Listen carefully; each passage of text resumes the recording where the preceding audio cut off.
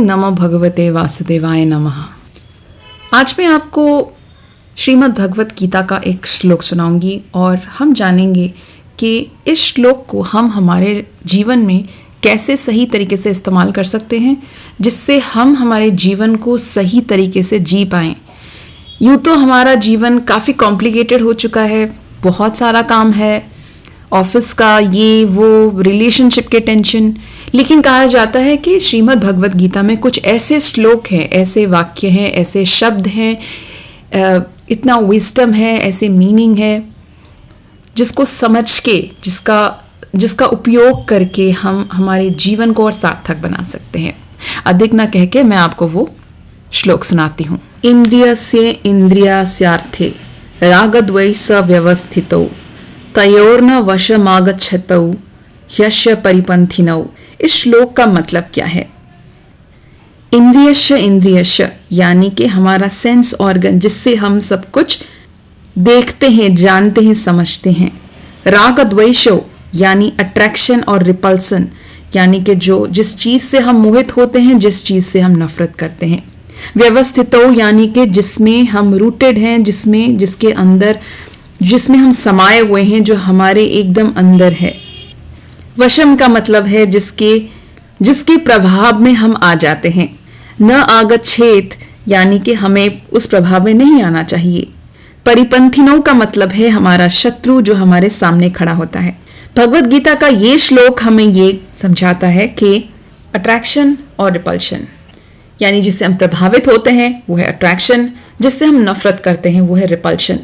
ये दोनों चीज़ें ही हमारे सेंस ऑब्जेक्ट्स में है। सेंस ऑब्जेक्ट यानी वो चीज़ें जिससे हम देखते हैं, स्मेल करते हैं, या फिर हम उसे टच करते हैं या उसे महसूस करते हैं। उन चीज़ों में ही अट्रैक्शन और रिपल्शन छिपा हुआ है। भगवत गीता हमें ये समझाता है कि इंसान को उन दोनों चीज़ों से ही अपने आप को दूर रखना चाहिए, यानी कि ना हम किसी से प्रभावित होंगे, ना ही हम किसी से नफरत करेंगे। दोनों चीज़ों से हमें इक्वल दूरी मेंटेन करना है, यानी कि हमें एक डिस्टेंस मेंटेन करके, दोनों से एक समान भाव का डिस्टेंस मेंटेन करके न्यूट्रल तरीके से रहना चाहिए। तो ना आप अधिक मित्रों से प्रभावित होंगे, ना ही शत्रु से प्रभावित होंगे, क्योंकि आपने देखा होगा कि मित्र तो हमारे मन में होते ही हैं, हमें अच्छा फील होता है, और वो हमें कई बार हमारे मित्र ही हमको इस्तेमाल करने लगते हैं, हमसे फायदा उठाने लगते हैं, और फिर हम कुछ कर भी नहीं पाते। लेकिन शत्रु भी आप पर उतना ही प्रभावित होता है, क्योंकि शत्रु से आप जो नफरत करते हैं वो नफरत की आग में जलते रहते हैं, और दिमाग में आपके मन में चलता रहता है कि उसने ऐसा किया, उसने वैसा किया, मैं उसे नहीं छोड़ूंगा। ये सारी बातें आप सोचते रहते हैं और सोच सोच के अपने आप को तकलीफ देते हैं। कभी कभी आप रिवेंज लेना चाहते हैं, बदला लेना चाहते हैं, तो उससे भी आप नफरत फील करते हैं, उससे आपकी एनर्जी लॉस होती है। कभी कभी आप एक कंपनी में काम कर रहे हैं तो आपके शत्रु के साथ आपको समझौता करना जरूरी होता है, लेकिन आप नहीं कर पाते हैं क्योंकि आपके अंदर इतनी कड़वाहट भरी है। इसीलिए गीता कहता है दोनों से एक समान भाव से, एक न्यूट्रल भाव से आपके मन को रखना चाहिए। इस श्लोक में एक शब्द आपने ध्यान दिया होगा, एक शब्द है इंद्रियस्य। इंद्रियस्य का मतलब है, इसको 2 बार इस्तेमाल किया गया है इस श्लोक में। तो इसका मतलब है वो सारी चीजें जो हमारे सेंस ऑर्गन्स को कवर करता है, जैसे कि हमारी आंखें, हमारा कान और हमारा स्पीच जो हम बात करते हैं, हमारा माइंड जो सब चीज के बारे में सोचता है, उसे भी इंद्रियों का एक हिस्सा माना गया है। और ये सारी चीजें बाहर के चीजों से कांटेक्ट में आते हैं। वैसे इन चीजों को हमारे जीवन का द्वार कहा गया है, वो द्वार गेट्स की तरह, जिस गेट्स के अंदर चीजें एंटर करती हैं।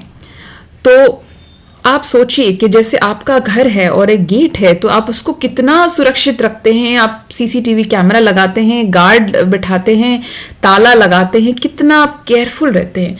लेकिन आप जरा सोचिए कि आपके शरीर के जो गेट्स हैं, ये सब जो मैंने बताया, क्या आप सच में उन गेट्स का ध्यान रख रहे हैं? क्या आप अपनी आंखें, अपने कान, अपना मन, उसको सुरक्षित आपने रखने को सोचा है? क्या आप सुरक्षित रख रहे हैं?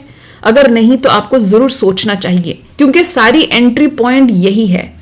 वैसे आपका जो मन है, आपका मन कभी कोई चीज़, कोई वस्तु हुआ जो बहुत ही प्यारा सा लगा आपको, तो आप उससे अट्रैक्टेड हो जाते हैं क्योंकि आपके लिए फेवरेबल था ना। हो सकता है कि आपको जो अच्छा लगे वो किसी दूसरे को अच्छा ना लगे, तो फिर मन अपने हिसाब से चलता है। मन की कूटनीति समझिए, मन अपने हिसाब से प्लानिंग करता है कि चलो ये अच्छा है, ये मेरे लिए फेवरेबल है, तो ये मेरे लिए बढ़िया है। लेकिन एट द सेम टाइम अगर कोई ऐसा चीज़ हो जो मन को पसंद ना आए, तो वो उससे चिढ़ने लगता है। और कभी कभी आपने ये भी मार्क किया होगा कि कभी कभी कोई चीज़ आपको बड़ी पसंद थी और कुछ सालों के बाद वो चीज़ चली ही गई आपके जीवन से, आपका कोई एसोसिएशन नहीं है, आपको फर्क ही नहीं पड़ता है। तो फिर क्या इन चीज़ों में, जिन चीज़ों को हम इतना इंपॉर्टेंस दे रहे हैं, जितना वैल्यू दे रहे हैं, क्या सच में ये इतनी इंपॉर्टेंट है कि सच में हमें इन चीज़ों को लेके हंसना, रोना और इमोशनल हो जाना सही है? ये सवाल पूछना चाहिए खुद को। मैं आपको कोई एडवाइस नहीं दूंगी, मैं चाहती हूँ कि आप खुद सोचें और खुद अपने लिए चीज़ें तय करें।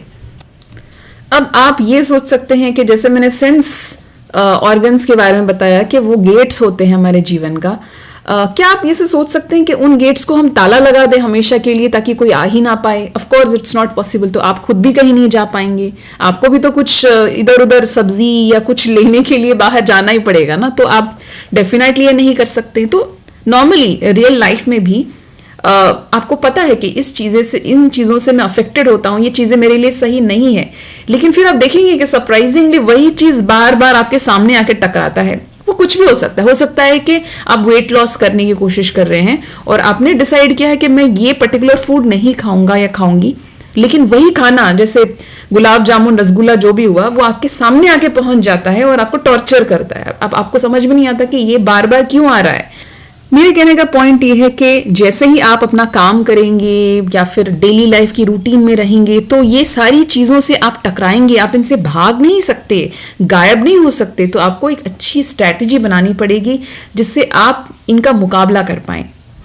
लेकिन ज़रा सोचिए, क्या सचमुच में हम इन चीज़ों का मुकाबला हमेशा कर सकते हैं? हम कई बार कितने रेजोल्यूशन तो बना लेते हैं, न्यू ईयर रेजोल्यूशन, ये रेजोल्यूशन डायरी में लिख लेते हैं कि अब मैं ये नहीं करूंगा, या फिर अब से मैं ये करूंगा या करूंगी। अब सोच तो लेते हैं लेकिन कुछ हो नहीं पाता है, एवरीथिंग फेल्स। अब why is it so? हम ह्यूमन बींग्स है, we are suppose to be the most powerful species in the planet, तो फिर भी हम इतने वल्नरेबल, इतने कमजोर क्यों पड़ जाते हैं इन छोटी छोटी चीजों के सामने? हो सकता है कि आप दुनिया के सामने अपने आप को पोज कर रहे हैं कि आप बहुत पावरफुल हैं, हो सकता है कि आपका बड़ा पोस्ट हो, आपके पास बहुत ताकत हो, पावर हो, गाड़ी हो, पैसा हो, सब कुछ, रुतबा हो, लेकिन आप खुद जानते हैं, मैं भी कोई नहीं जानता, आपके वाइफ या आपके बच्चे भी नहीं जानते कि आपने क्या सीक्रेट अपने अंदर दबा रखा है, क्या आपकी कमजोरी है, आपकी वीकनेस है, आपका इनर वर्ल्ड तो आप ही जानते हैं ना। हो सकता है वो बड़ा खोखला हो, बड़ा झूठा हो, उसमें बड़ी तकलीफें हों, आपने न जाने कितने सालों के दुख दबा रखे हों और आपने आज तक उनका कुछ किया भी नहीं हो। सवाल ये है कि अगर हम जो सामने जो शत्रु बैठा है, हमारे शत्रु, और शत्रु में सिर्फ इंसान, किसी इंसान के बारे में नहीं कह रही हूं, स्पिरिचुअल वर्ल्ड में या स्पिरिचुअल लैंग्वेज में शत्रु नॉर्मली खुद ही हम अपने शत्रु होते हैं, और 6 शत्रु कहा जाता है। काम, क्रोध, लोभ, मोह, माया और जेलसी भी एक शत्रु है। तो ये सारे जो इमोशंस हैं, ये सब हमारे शत्रु होते हैं, और हमारी आदतें, जो खराब आदतें हैं, वो हमारी शत्रु बन जाती हैं, जो हमें डिस्ट्रक्शन की ओर लेके जाती है। कभी कभी हम वायलेंट हो जाते हैं हर चीज़ों को लेके, वो हमारी शत्रु बन जाती है। आप सोचेंगे कि जो आपने कोई वायलेंट एक्शन किया, आप बोलेंगे कि सामने वाले ने मुझे इंस्टिगेट किया, लेकिन सवाल यह है कि अगर उसने इंस्टिगेट किया, आप शांत रह सकते थे, लेकिन आपके अंदर भी इतनी हिंसा भरी हुई है कि आप किसी को कुछ कहना चाहते हैं, आप अपने फ्रस्ट्रेशन मिटाना चाहते हैं, तो सेंटर पॉइंट तो आप ही के अंदर से ही आता है ना। मेरा पॉइंट है कि आपने कभी अपने इनर वर्ल्ड को ठीक ही नहीं किया। श्रीमद् भगवद गीता कहता है कि इन चीज़ों से लड़ना बहुत मुश्किल है और हारने के चांसेस अधिक हैं। इसीलिए ये कहता है कि आप अपने आप को संपूर्ण रूप से द डिवाइन, यानी द सुप्रीम पावर, यानी गॉड या कृष्ण को सरेंडर कीजिए, अपने आप को पूरी तरीके से समर्पित कीजिए, और आप अपने आप को पूरी तरीके से झोंक दीजिए परमात्मा के प्रति। और इसका आउटकम ये होता है, मैं साइंटिफिक वे से ये कह रही हूँ, उसका आउटकम ये होता है कि जब अपने आप को आप परमात्मा के प्रति समर्पित कर देते हैं, तो ये सारी चीज़ें जो दुनिया में मोह माया सारी चीज़ें हैं वो उनका इंपॉर्टेंस खत्म हो जाता है। तो आप लड़ना खत्म हो जाता है, आपका जो युद्ध है वो खत्म हो जाता है और आप एक परमानेंट विक्ट्री पॉइंट में पहुंचते हैं कि क्योंकि गीता में ये स्पष्ट लिखा है कि जो कृष्ण की ओर जाता है उसका विक्ट्री, उसका जो सक्सेस है वो पूरी तरीके से तय है, मतलब सक्सेस होना ही है। जब अर्जुन ने कृष्ण को चुना उसके बाद जिस मोमेंट पर दुर्योधन और अर्जुन दोनों भगवान श्री कृष्ण के पास पहुंचे थे, जिस मोमेंट में अर्जुन ने कहा कि मुझे सिर्फ श्री कृष्ण ही चाहिए, उसी मोमेंट से उनकी जीत तय हो चुकी थी। तो अब आप ये कहेंगे कि मतलब आपकी एक लाइफ होगी, आपका एक वर्ल्ड होगा जहां पर मे बी आपकी ऑफिस है या घर है, स्कूल है, कॉलेज है, पता नहीं, आपका एक जीवन होगा, दुनिया होगा जहां पर आप उलझे हुए हैं, पूरी तरीके से उलझे हुए हैं। अब आप ये कहेंगे कि सडनली छोड़ के कृष्ण कहाँ से, मतलब कैसे हो जाएगा, ये पॉसिबल कैसे है? देखिए, अब मैं आपको नहीं समझा सकती हूँ एग्जैक्टली आपको क्या करना है, लेकिन मुझे इतना ज़रूर पता है कि स्पिरिचुअल जर्नी जो है वो एक क्या कहते हैं उसे, एक सेल्फ मेड जर्नी है। ये कोई भी दुनिया का गुरु आपको कुछ जितना भी समझाए, ये जर्नी तो आपको उठानी पड़ेगी, एक रिस्क है जो आपको ही उठानी पड़ेगी, ये एक ऐसा जर्नी है जो आपको करना पड़ेगा और it's a self discovery, it's a process of self discovery. और आपको जहां से जो भी सुनना है वो सुनिए, लेकिन आपको मतलब करना तो आप ही को पड़ेगा, कोई आपको फोर्स नहीं कर सकता इस बात को लेके। लेकिन एक मिनिमम जो स्टार्ट किया जाता है स्पिरिचुअल जर्नी, अगर आप उसमें इंटरेस्टेड हैं तो सबसे पहले आप सिर्फ कृष्ण का नाम चैंट कीजिए, हरे कृष्णा हरे रामा मल्टीपल टाइम्स चैंट कर सकते हैं।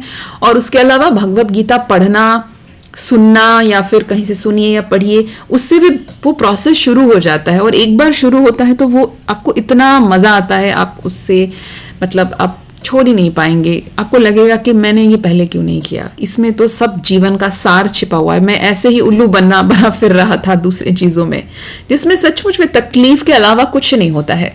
ये श्लोक ये समझाता है कि अगर आप अट्रैक्शन और रिपल्शन, ये दोनों जो इम्पल्सेस हैं, उसमें अगर उलझे रहेंगे या फिर दुनिया की जो वस्तुएं हैं उनमें उलझे रहेंगे तो आपका स्पिरिचुअल प्रोग्रेस नहीं हो पाएगा। और ह्यूमन एग्जिस्टेंस का हाईएस्ट सेल्फ, जो हाईएस्ट पॉइंट जो है वो स्पिरिचुअलिटी है।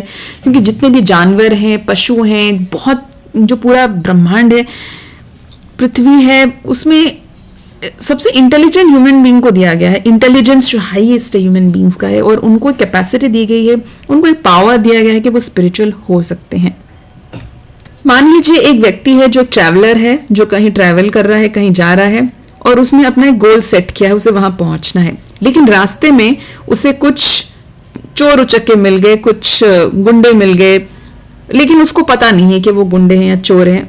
वो जो चोर हैं वो उसके साथ बहुत मीठी मीठी बातें करते हैं, बढ़िया बढ़िया खाना भी देते हैं, उसे मीठी बातें करते हैं और उसे ऐसे बातों में उलझाते हैं। जो व्यक्ति ट्रैवल कर रहा था, जो किसी एक डेस्टिनेशन पर पहुंचने की कोशिश कर रहा था, उसे ऐसी बातों में उलझाते हैं कि अब वो जहां पहुंचना चाहता था, अब वो वहां ना जाके उसे एक गुमनाम जंगल की ओर, एक ऑपोजिट डायरेक्शन में उसे धकेल देते हैं, वो रास्ता चेंज करवा देते हैं। और उसके बाद जैसे वो पहुंचता है वो गुमनाम जगह पर, वहां पर उसका सारा सामान, पैसा, सब कुछ ले जाते हैं और उसे गड्ढे में डाल देते हैं, गिरा देते हैं। तो समझ लीजिए आपकी लाइफ वैसी ही है। आप एक मनुष्य के हिसाब से पैदा हुए थे, आपका रियल गोल लाइफ का लिबरेशन था, आपको कृष्ण की ओर पहुंचना था या परमात्मा की ओर, डिवाइन की ओर पहुंचना था। सेंस ऑब्जेक्ट्स जो थे, जो आपके आसपास आप घिर गए उनमें से, उसमें इतने उलझ गए कि आपका जो रियल गोल है वहां पर पहुंच ही नहीं पाए, क्योंकि इन चीजों ने उलझा दिया, आपको किसी गड्ढे में गिरा दिया और आपकी मौत हो गई। और उस मौत के बाद भी आप उसी में ही, आपकी आत्मा भी उसी में ही उलझी हुई है। तो आप जो कर सकते थे, जो आपका हाईएस्ट हो सकता था, वो नहीं हो पाया। तो इस श्लोक का जो एसेंस था, जो मैंने स्टार्टिंग में बोला था, अट्रैक्शन और रिपल्शन, किसी भी सेंस ऑब्जेक्ट के प्रति, ये दोनों ही इंपल्सेस, किसी चीज को पसंद करना और किसी चीज से नफरत करना, ये दोनों इंपल्सेस के द्वारा ही आप जो सेंस ऑब्जेक्ट्स हैं या सेंसुअल चीजें हैं, जिससे आपके सेंस ऑर्गन में जो चीजें एंटर करती है, वो कुछ भी हो सकता है।